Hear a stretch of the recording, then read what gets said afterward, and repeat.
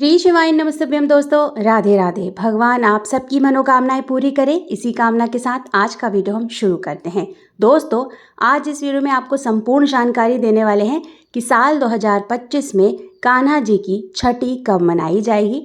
साथ ही साथ मासिक धर्म यानी पीरियड में कोई अगर स्त्री आ जाती है तो वैसे में वह कान्हा जी की सेवा कैसे करेगी, छठी की पूजा कैसे करेगी, भोग इत्यादि कैसे बनाएगी। तो संपूर्ण जानकारी आपको देने वाली हूँ दोस्तों, तो वीडियो को पूरा ध्यान से अंत तक देखिएगा, सुनिएगा।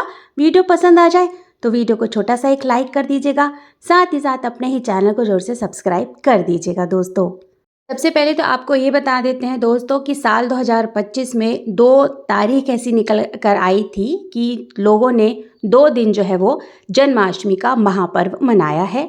एक हो गया 15 अगस्त साल 2025 को कुछ लोगों ने जन्माष्टमी मनाई है और कुछ लोगों ने 16 अगस्त साल 2025 को पूरे विधिवत तरीके से जन्माष्टमी मनाई है। तो दोनों तिथियों को ध्यान में रखते हुए, दोनों तारीखों को ध्यान में रखते हुए जो छठी है वो भी अलग अलग तारीखों में मनाई जाएगी। जिन लोगों ने, जिनके घरों में 15 अगस्त को पूरे विधिवत तरीके से जन्माष्टमी मनाई है, वे लोग 20 अगस्त साल 2025 को पूरे विधिवत तरीके से छठी का उत्सव मना सकते हैं। और जिन लोगों ने 16 अगस्त साल 2025 को जन्माष्टमी का महापर्व मनाया है, वे लोग 21 अगस्त साल 2025 को छठी मना सकते हैं। छठी मनाना आवश्यक है क्या दोस्तों? तो यहाँ आपको इसका उत्तर भी दे देते हैं कि सामान्य तौर पर जब हमारे घर में किसी बच्चे का जन्म होता है तो जन्म की तारीख से लेकर के 6 दिन गिना जाता है और छठवें दिन पूरे विधिवत तरीके से छठी मनाई जाती है। इसी प्रकार से जब हमने जन्माष्टमी का उत्सव मनाया है, लड्डू गोपाल जी का पूरे विधिवत तरीके से जन्म कराया है, तो ऐसे में हमें छठी जो है वो अवश्य मनानी चाहिए। छठी को भी एक उत्सव की तरह मनाया जाता है क्योंकि बहुत सारे घरों में लड्डू गोपाल को कई स्वरूपों में उनकी पूजा की जाती है। कोई पति मानता है, कोई अपना पुत्र मानता है, कोई अपना भाई मानता है। तो जब हम जन्माष्टमी में लड्डू गोपाल जी का जन्म कराते हैं, खीरे से जन्म कराते हैं, कई लोग सामान्य तरीके से जन्म कराते हैं, तो जब बच्चे का घर में जन्म हुआ है तो उसकी छठी भी जो है वो आवश्यक रूप से मनाई जानी चाहिए। तो अगर आप लोगों ने 15 तारीख को जन्माष्टमी का महापर्व मनाया है तो आप लोग 20 अगस्त को अच्छी तरीके से छठी का उत्सव मना सकते हैं। और अगर आप लोगों ने 16 अगस्त को विधिवत तरीके से जन्माष्टमी मनाई है तो इस हिसाब से आप 21 अगस्त साल 2025 को पूरे विधिवत तरीके से छठी मना लीजिएगा। अब बात कर लेते हैं कि मान लीजिए कोई ऐसी मेरी माताएं बहनें हैं जो राजस्वला अवस्था में है, पीरियड की अवस्था में आ गई हैं या उनका दूसरा तीसरा दिन है, तो ऐसे में वे लड्डू गोपाल की छठी कैसे मनाएंगी, छठी की पूजा कैसे करेंगी और भोग इत्यादि कैसे बनाएंगी। देखिए, अगर आप संयुक्त परिवार में रहते हैं तो इस अवस्था में जब आप आ जाते हैं तो आपके घर परिवार के अन्य सदस्य जो है वो पूजा पाठ का कार्यभार संभाल लेते हैं।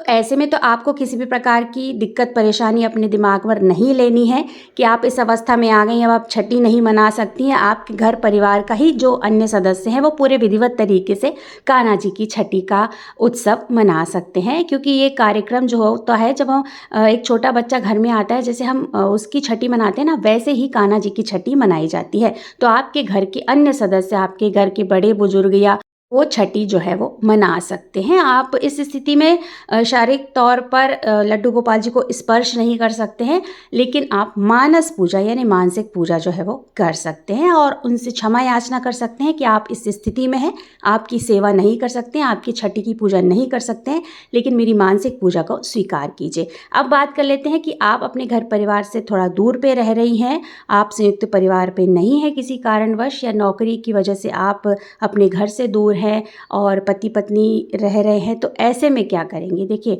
आप अपने पति को बोल दीजिए, उनसे मदद मांग लीजिएगा। आप पूरी विधिवत जो तरीके से छठी करते हैं या छठी मनाते हैं तो उनको पूरी विधि समझा दीजिए, वो आपका सहयोग कर सकते हैं और लड्डू गोपाल जी की छठी वगैरह कर सकते हैं। अगर बच्चे आपके बड़े हो गए हैं, पूजा पाठ अच्छी तरह से संभाल सकते हैं, कर सकते हैं, उनको विधि बता दीजिए, अपने बच्चों से मदद ले लीजिए।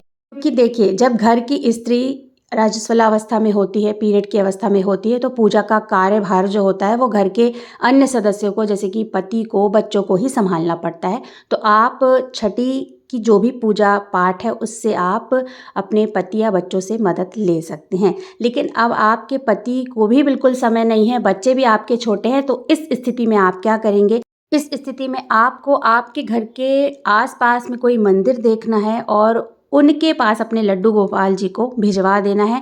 वहाँ से भी जो है आपके लड्डू गोपाल की छठी अच्छी तरीके से मना दी जाएगी, क्योंकि वहाँ के जो पुजारी वगैरह रहते हैं और आप अपनी स्थिति बताएंगे तो इस स्थिति को हर कोई समझता है, हर कोई अवगत भी होता है इस स्थिति से। तो आप अगर पंडित वगैरह से पहचान है या पुजारी जी से पहचान है तो आप ऐसा भी कर सकती हैं। लेकिन आपको स्वयं लड्डू गोपाल जी को मंदिर लेकर नहीं जाना है। कुछ इस तरह की व्यवस्था कर लीजिए कि आपके लड्डू गोपाल कोई और ले जा करके मंदिर पर पहुंचा दे। तो देखिए, आपको स्थिति के अनुसार कार्य करना है। अब जब घर में कोई नहीं कर सकता है या स्थिति ऐसी है कि कोई कार्यभार नहीं संभाल पा रहा है, किसी के पास समय ही नहीं है और आप जो है वो स्पर्श करते हुए पूजा कर नहीं सकते हैं, तो इस तरह का जो है वो रास्ता आपको निकालना पड़ेगा। तो आप इस तरह से सहयोग ले सकते हैं। और कई महिलाएं ना ऐसा गलती करते हुए मैंने देखी है, मैं सबको तो नहीं कहूँगी लेकिन कुछ महिलाओं को मैंने ऐसा देखा है कि वे पूजा तो नहीं करती हैं लेकिन प्रसाद वगैरह यानी भोग वगैरह बना देती। तो ऐसी गलती आपको भूल कर भी नहीं करना है, क्योंकि जब आप रजस्वला अवस्था में हैं तो ऐसे दिनों में रसोई भी नहीं पकाई जाती है, तो फिर भोग तो बहुत बड़ी बात हो गई। अब कई लोग मानते हैं कि 5वां दिन है भोग वगैरह बना सकते हैं। नहीं भाई, हमारे घर का अगर रिवाज बताऊं तो हमारे यहाँ 7 दिन तक जो पूरी तरह से परहेज किया जाता है। 7 दिन तक हमारे यहाँ ना तो पूजा पाठ की जाती है, ना ही पूजा पाठ से जुड़े हुए कोई भी कार्य किए जाते हैं। यहाँ तक कि जो पूजा के बर्तन वगैरह होते हैं उनको भी हम नहीं धुलते हैं, उनको भी स्पर्श नहीं करते हैं। तो अगर आपका 5वां या चौथा दिन है तो ऐसे में भी आपको भोग नहीं बनाना है। विशेष तौर से इस बात का ध्यान रखिए, क्योंकि मैंने कुछ लोगों को करते हुए ऐसा देखा है। तो ये एक प्रकार से ना मतलब जानबूझ के गलती करते हैं और फिर अगर कुछ ऊपर नीचे होता है तो फिर कई लोग तो भगवान को भी दोष देना प्रारंभ कर देते हैं। तो आप अपनी तरफ से गलती मत करिए, भूल कर भी ऐसा कार्य बिल्कुल ना कीजिए जिससे आपको आने वाले समय में दिक्कत परेशानी का सामना करना पड़े, क्योंकि है तो वो भगवान ही, हम इंसान हैं, हम उनसे बहुत छोटे हैं। हमें अपने दायरे में रहना चाहिए और भगवान को ना ही इस अवस्था में स्पर्श करना चाहिए और ना ही पूजा पाठ से जुड़े हुए कोई कार्य करना चाहिए।